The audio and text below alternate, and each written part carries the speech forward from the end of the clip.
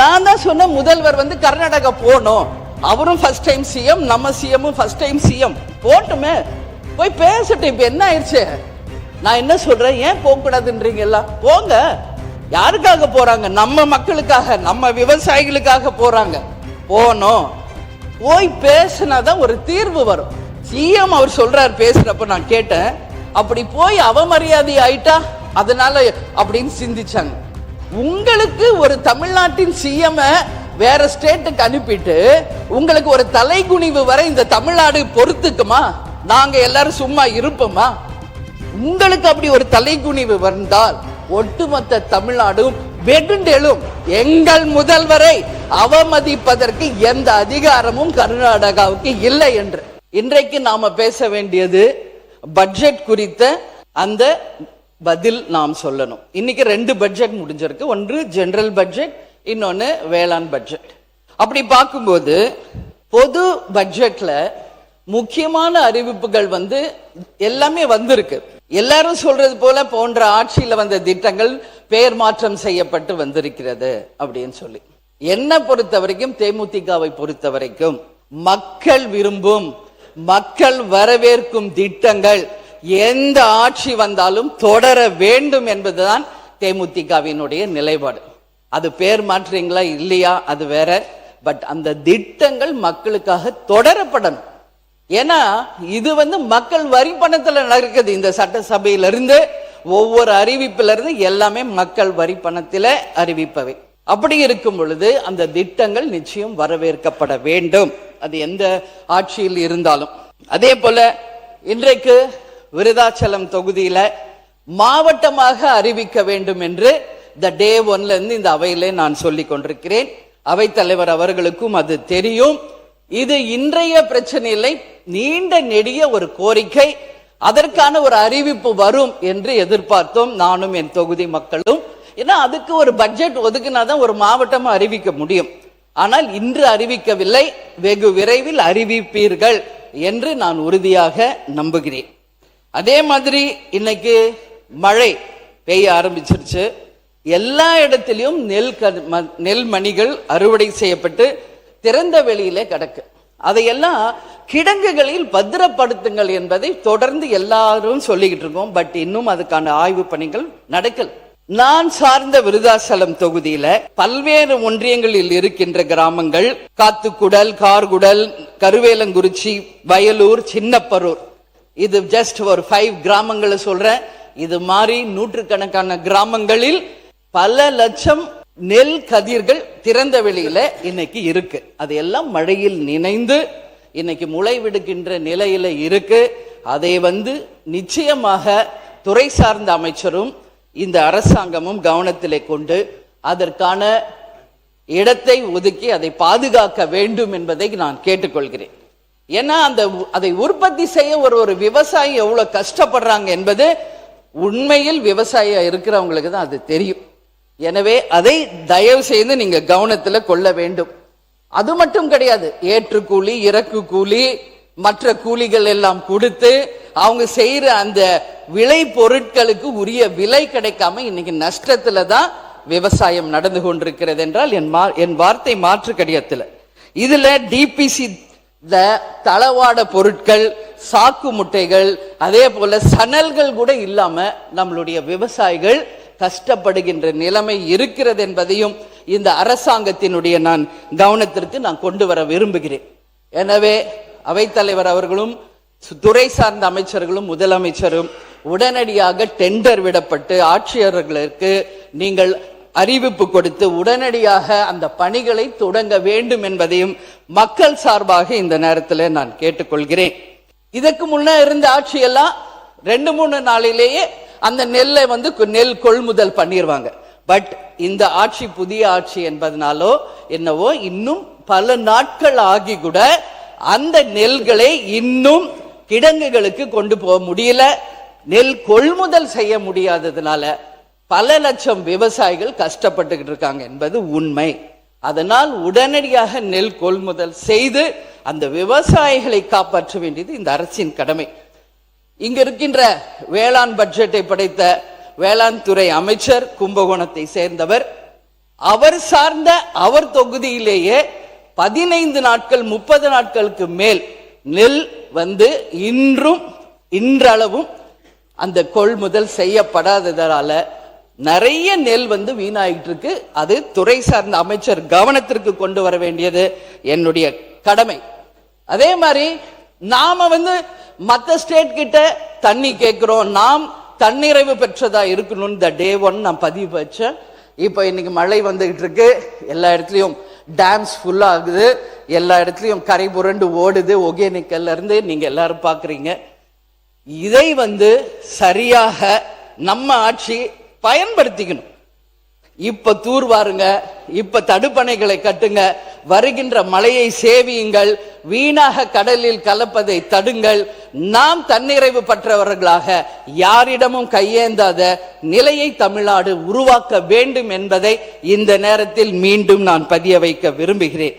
அதே போல இன்றைக்கு முதலமைச்சர் அவர்கள் இல்லை, இருந்தாலும் அவருக்கு இது போகும். இன்னைக்கு எல்லாரும் அனைத்து கட்சி கூட்டம் கூட்டுங்க எல்லாரும் பேசுறத நான் காலையில இருந்து பார்த்துக்கிட்டு இருக்கேன். ஆட்சியாளர்கள் என்ன சொல்றாங்க? அவை இன்னைக்கு அமைச்சர்கள் ஏற்கனவே அனைவரையும் ஒன்று கூட்டி இந்த அவையிலேயே தீர்மானம் நிறைவேற்றியாச்சு. அப்ப எதுக்கு மீண்டும் ஒரு அனைத்து கட்சி கூட்டம்? இதுதான் அவங்க சொல்வது. ஆனா நம்ம உறுப்பினர்கள் எல்லாம் மீண்டும் அனைத்து கட்சி கூட்டத்தை கூட்டணும்னு சொல்லி தொடர்ந்து பேசுறோம்.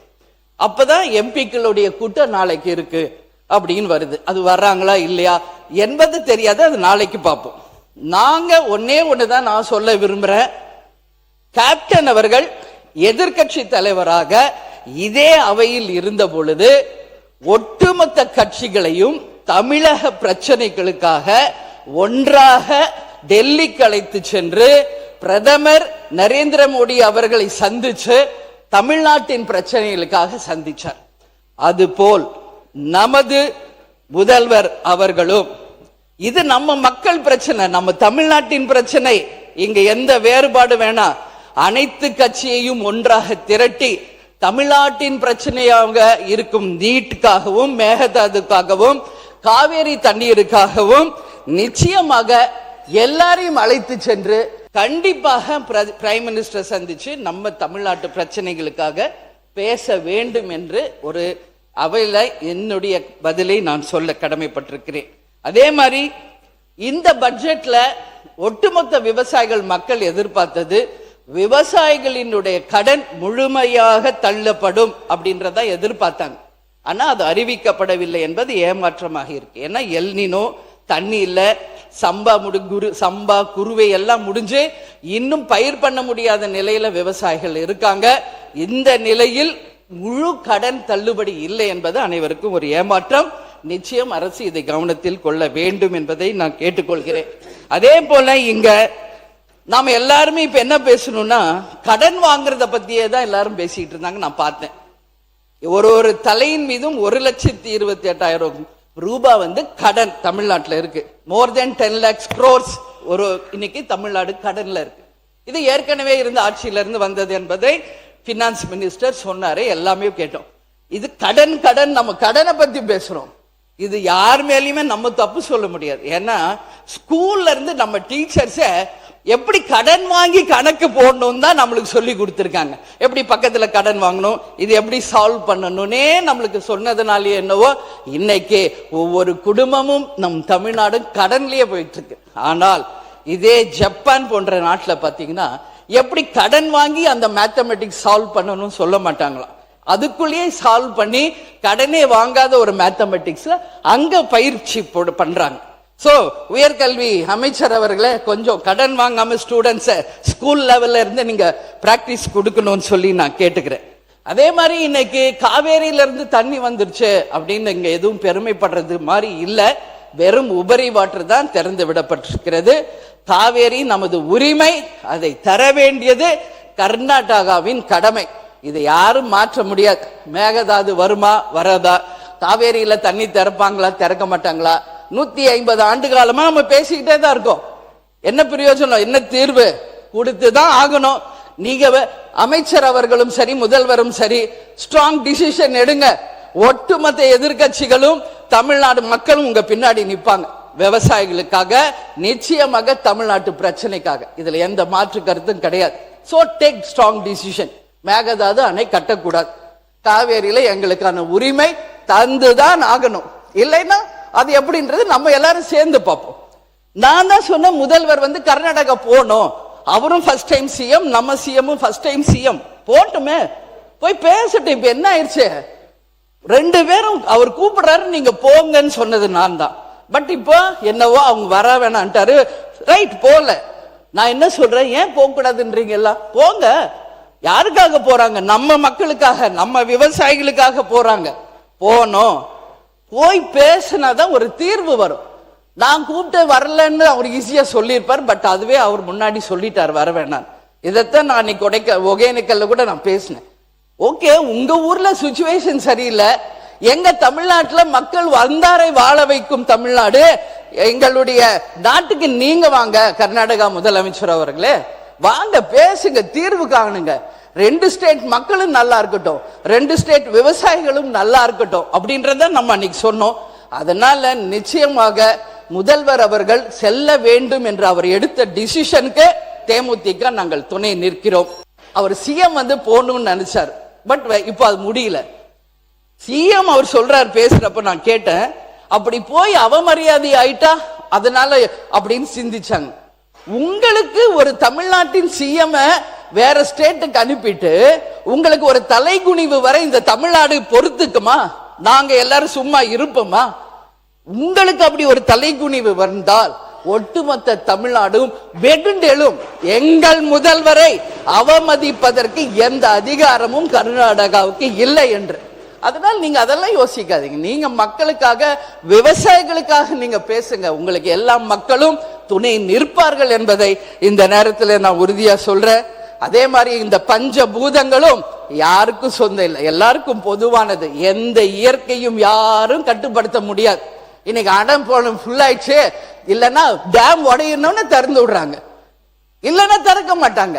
உங்க உபரி வாட்டர் எங்களுக்கு வேணாம், எங்கள் உரிமையை தான் நாங்கள் கேட்கிறோம். அதனால பஞ்சபூதங்கள் அனைவருக்கும் சமம், இயற்கை அனைவருக்கும் சமம் என்பதை இந்த நேரத்தில் நான் தெரிவிச்சுக்கிறேன். அதே மாதிரி இங்க 717 மதுபான கடைகளை பத்தி பேசினாங்க. ஒரே ஒரு விஷயம், இன்னும் ஏன் தொகுதியில கூட அது மூடப்படவில்லை என்பதை உங்க கவனத்திற்கு நான் கொண்டு வருகிறேன். அதே போல கேப்டன் அவர்கள் 45 ஆண்டு காலம் வாழ்ந்த சாலி கிராமம், முதல்வர் அவர்களும் எங்க வீட்டு பக்கத்துல அதே சாலி கிராமத்துல தான் பல ஆண்டுகள் வாழ்ந்தார். அங்க விருகம்பாக்கம் சட்டமன்ற உறுப்பினர் கவனத்திற்கு நான் கொண்டு செல்லணும்னு விரும்புறேன். இது விருகம்பாக்கம் தொகுதி மக்கள், நாங்க பல ஆண்டுகள் அங்க வாழ்வதனால என்னிடம் வந்து முறையிட்டது. இன்றைக்கு ஜெயகோபால் கரோடியா பள்ளிக்கூடம் ரொம்ப பிரசித்தி பெற்றது. பக்கத்திலேயே ஒரு கோயில் இருக்கு, அங்க ஒரு மதுபான கடை நடந்து கொண்டிருக்கிறது. நம்மளுடைய விருகம்பாக்கம் எம்எல்ஏ அதை உடனடியாக கவனத்தில் கொண்டு இது போன்ற டாஸ்மாக் கடைகளை மூட வேண்டும் என்பதை இந்த நேரத்தில் மக்கள் சார்பாக நான் கேட்டுக்கொள்கிறேன். நீங்க சொன்ன அந்த வாக்குறுதிகளை எல்லாமே நிச்சயமாக நிறைவேற்ற வேண்டும். இல்லைன்னா என்ன சொல்லிடுவாங்க தெரியுமா, ஏட்டு சுரக்காய் கூட்டுக்கு உதவாது அப்படின்னு சொல்லிடுவாங்க. அப்படி எல்லாம் இல்லாமல் சொல்லை செயலாக காட்டி இந்த அரசு அத்தனை வாக்குறுதிகளையும் நிறைவேற்றி ஒரு சிறந்த ஆட்சியாக மக்களுக்கு இருக்கணும்னு சொல்லி இந்த நேரத்தில் கேட்டுக்கிறேன்.